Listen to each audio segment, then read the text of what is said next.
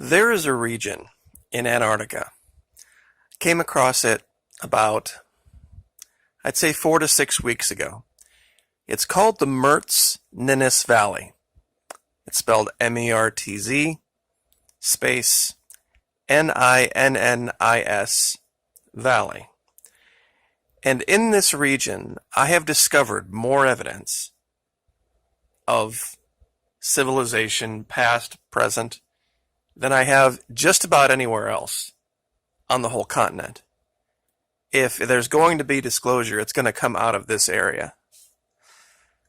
There's so many things in here, it's almost impossible to label them all and not have this just turn into a giant jumbled mess of letters.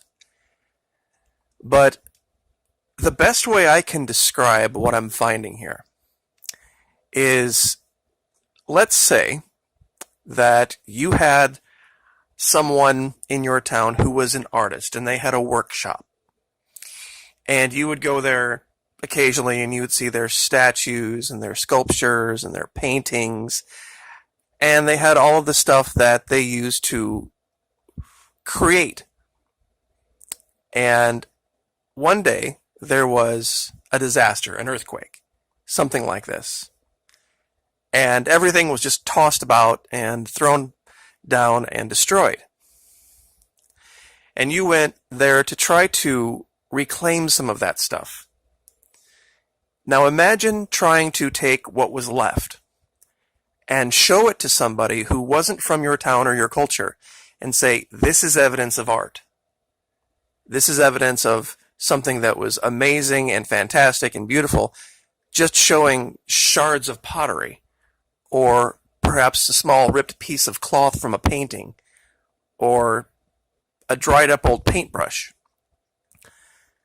I believe that's what we're seeing here. I honestly believe that is the case because there are glimpses of things that have been left intact. But then there's also just widespread destruction, but definite signs of organization. Because I've looked in Siberia, I've looked in Canada, I've looked in Greenland, I've looked in Montana, I've looked anywhere and everywhere you can find snow, ice, wind, and rock, and I don't see pictures of serpents and dragons and faces and pictographs and numbers and symbols in the quantity that you find here in this one tiny valley in Antarctica. And I just wanted to show this. I've mentioned, like, this is the most creative wind I've ever seen in my life. And I showed a video or two ago evidence of a dinosaur. Here's another one. The long neck, the head, the body right here. And when you look at this up close, there's a repeating symbol. Over and over and over again, when you look at this, you see what looks like, up close, these helical DNA looking symbols. It's the best way to describe it. They are everywhere. It almost looks like a very complex, intense tire tread when they're set up right next to each other. But there's no way it can be, because there's absolutely zero evidence of modern man here. And we've shown this a dozen times at a dozen different locations, what it looks like when mankind is there. The buildings, the different structures, the power lines, all that. One of the clearer, I should say, symbols. I'll turn the light down here to see if you guys can see it. Right here on the left is what looks, it's a shield. It's, the layout of it is absolutely undeniable.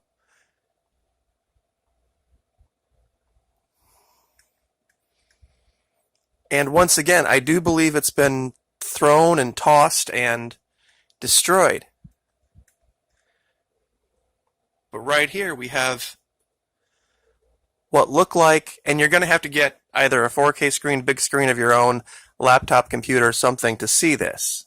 I'm doing the very, very best I can with the tools I have to show you that this is one of the most amazing archaeological sites I've ever seen.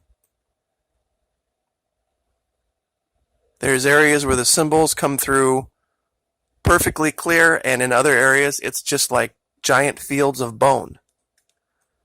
Like this. But occasionally, just occasionally, you'll come across something and see it, and you're like, yeah, absolutely.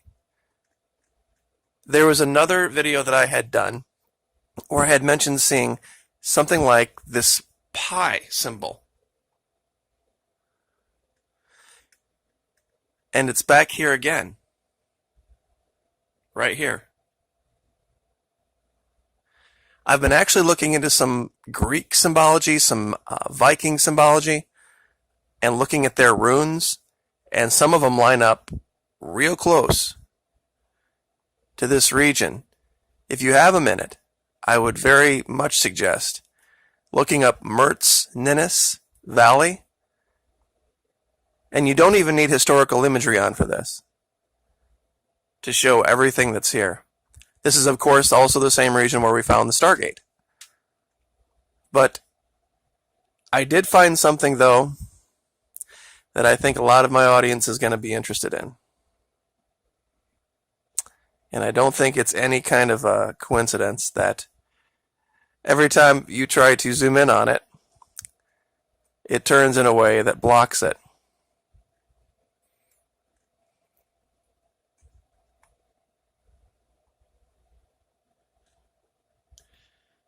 Five-sided Pentagon. Clear as day. Let me get this zoomed around real quick and tilted properly.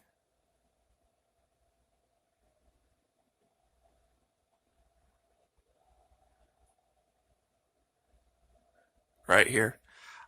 I haven't actually measured this yet myself. I figured I would do it in the video. So I'm going to go ahead and see what it comes out to be.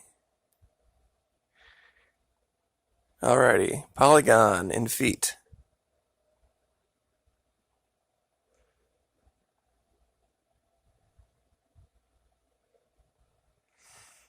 Looks like ballpark about 92 feet around.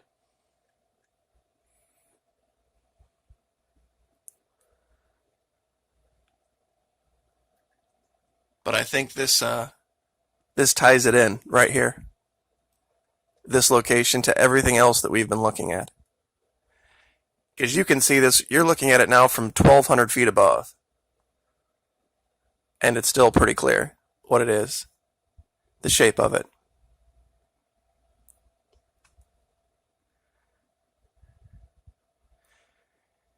You know, it's one of those videos where I wish there was some mind-shattering, thing like the dragons or the dinosaurs or something like that, but it really isn't. There is, very close to this,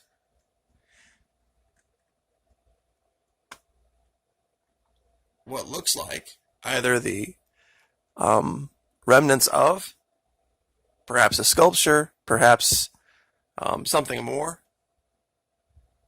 But when you look at it clearly, and it's not showing up here as well as I'd like, right here, there's like an emerald colored eye on the head of this thing. I'm going to try to kick down the light. For some reason that helps the contrast.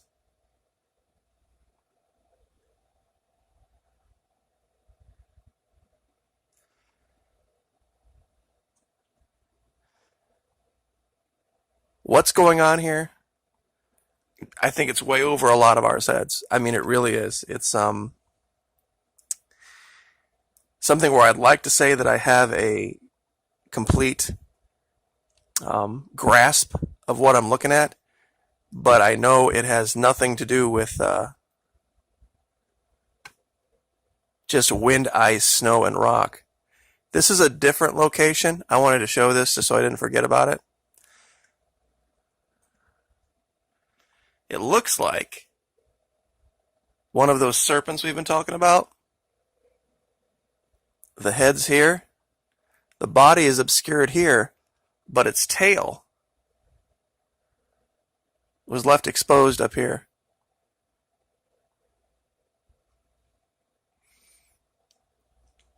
And that's kind of the hard thing about debunking some of these things, is that if it's just someone seeing shapes in the clouds, you would think I would see raccoons and bunny rabbits and giraffes and other things in the same percentage as I see dragons and serpents. But you don't.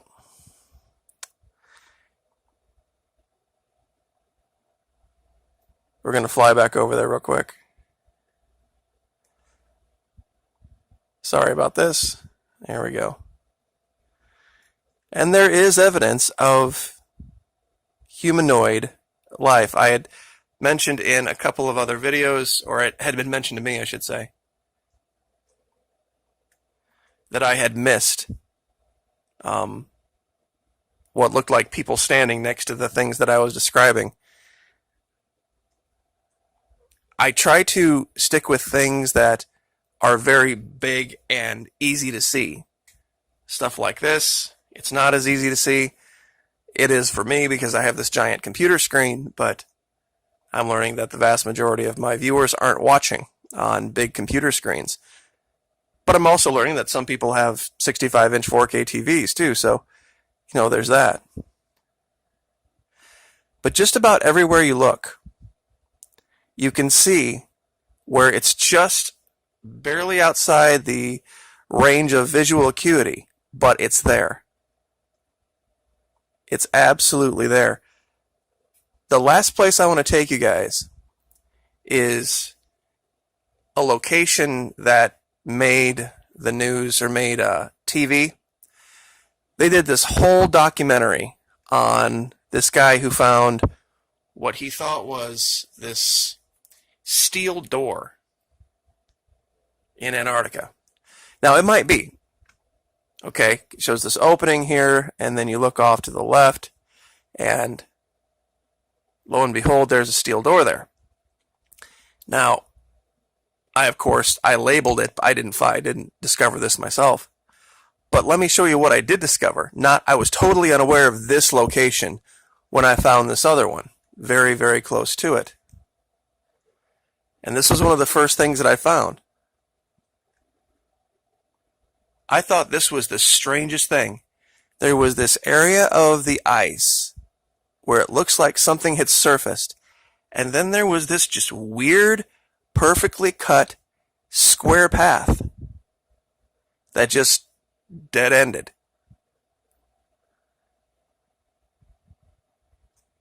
And I want to measure this real quick just to see if my suspicion is right.